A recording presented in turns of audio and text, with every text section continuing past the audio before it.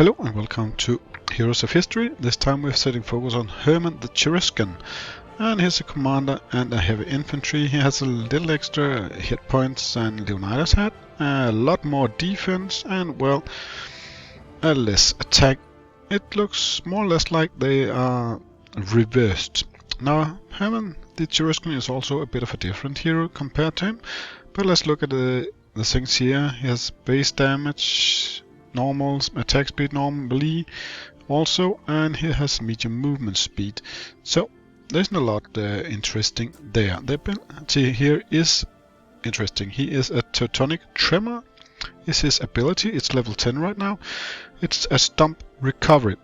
He stomps the ground, dealing 145.5% damage to all enemies within the range of 2.5. So literally the same area as our Leonidas friend did. 146 at level 13 compared to 145. So he even put him up those few levels extra. He would even deal a little extra area damage, but with the less attack, well, it might deal a little less also. Recovering also 665% of his base damage, which is good. It keeps him alive. It keeps him useful as a tank unit. Let's look into it in the battle scene here. Let's go here and take battle number 1 like last time. Continue, and instead of Leonidas, let's find Hermann the Cheruscan down here. There he is. And let's go and see if he actually does better, like I am predicting already that he will. As he's a better tank unit, he will make sure that Artemisia and Pythagoras, they can excel in battle. As you can see, none of the units has really lost any hit points, which is perfect. And that's the benefit of him keeping himself alive. But he is a bit slower, so it's a bit harder for him to protect Artemisia. So even though he goes into hand-to-hand combat, he doesn't really attract that much damage, and yet he attracts enough. Now he walks in front of Karl Marx here, and now he begins to regain all the damage. Though it doesn't matter anymore, because all the enemies are dead and we won the battle with a 3-star. Let's look at the stats. Now let's continue to the next battle. Continue here.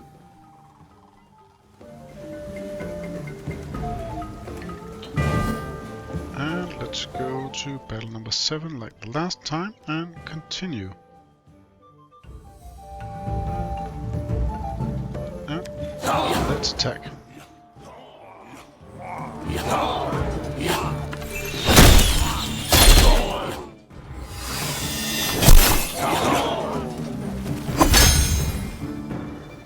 He has scanned all the enemies over here to focus on him, but which is great because he heals himself, and when he doesn't heal himself, he gets some help from Ashoka here, and it keeps him very much alive if it doesn't go too fast. Now he gets some help here, a lot of it, and there it is, he survived. Let's look at the battle stats. Let's continue with the next battle. Battle number 8 in this province, before returning to the next province. And it is this evil little one, with a lot of waves. So, as you can see here, the ordinary units hold the ground and makes Hermann come into the front view here.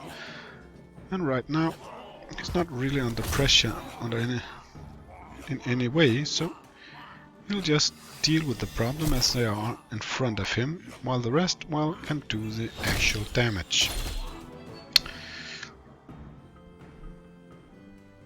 Now there isn't a lot of units to move in front of him, which is why Artemisia gets a lot more exposed here, because he doesn't get to the front line fast enough. It could be a wise enough idea to put him up and switch places with Artemisia, but I very much like that my ranged unit can hit the enemy early on, and that my close combat units doesn't move into close combat too early alone, because that really saves them a bit that there is someone there to help them out. Now as she takes the hits here, if she survives, which she hopefully does, he will take over when the close combat units here are gone, leaving some options for us to survive, which didn't exactly happen as planned because Karl Marx is apparently dead. He didn't survive like the rest did. There are ups and downs of all strategies, of course, but well, it couldn't have ended much different anyway, I'm afraid. Let's continue with the next battle and see if that turns out better or worse than this one.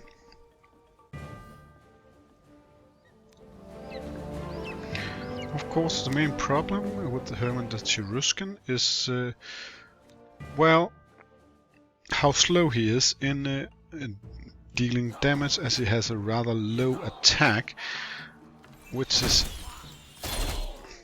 where he has his deficits, because, well, he might be able to absorb a lot of damage, but he's not really the killer unit. You need everyone else to actually deal the necessary damage if you are to win the battles. This is where Pythagoras and Artemisia is very useful, but the fact he starts this far behind, he can be a bit of a problem, because he doesn't really get ahead of Artemisia here, and yet we don't want him to be too alone in the front line, because then he'll just die off, and we're not interested in that either. Now let's see the final battle here, where it really hurt the last time. As you can see here, for some reason here he came faster forward and took up the damage here, and I'm not sure if he'll survive, because, well, unless he keeps himself alive, well, Ashoka can't heal two heroes at once, well, at least not with the full might of his powers, so we're a little under pressure here, but we got a 3-star, and if you noticed before I entered the combat, I haven't done that before, so this was a good formation for this battle. Let's look at the stats here. Let's continue with the final battle here before concluding this test, if we should keep Hermann the Cheruscan on the team or not. Now we need the second battle here, and let's do it, and let's see if we can manage to kill off these. We'll lose main part of our protection here from all these catapults, and then we'll probably be overrun by the cavalry in the second round. If I remember right, there was a lot of cavalry there, and that will hurt like a lot. So we're trying to keep as much health on all our units before we are going for the second round here, because this is gonna hurt when we reach the second round.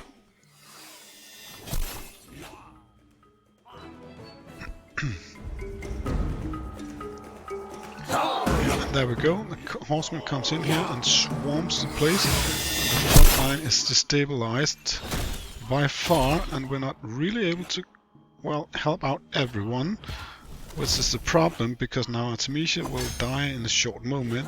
We will not make it here, and maybe we will make it with another hero here, so we'll have more and more survivor than with the Leonidas, but that's it. It's still too tough, at least for this team, to overcome these enemies. Let's look at the battle stats. Now let's look at Hermann's stats here. By keeping himself alive, he actually ended up giving more average damage than Leonidas, which is, well, awesome for him.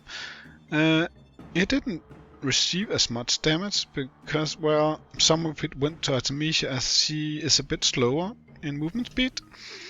But, well, we sort of expected that too. And, well, he also healed at an average of 2,000 hit points in these battles, and that's 2,000 hit points that Ashoka the Great doesn't need to heal. So as he's keeping himself alive, he lets Ashoka focus on the other 4 heroes, and he can easier keep them alive. Now, if I should conclude, well, Hermann the Cheruscan is by far better than Leonidas. Is he better than Cyrus the Great? I'm not so sure of that, but it does help a lot to keep him alive as a tank unit that he can self-heal, which Cyrus isn't as good at. But Cyrus is then good at damaging more, and while he ends up moving more in front of him, as you can see here, Carrier wasn't even attacked here. Of course it was some different battles, but still he had an easier time getting there and getting her protected.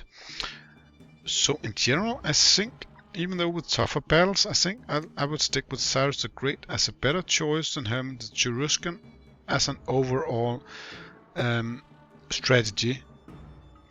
I'll say thank you for watching this video.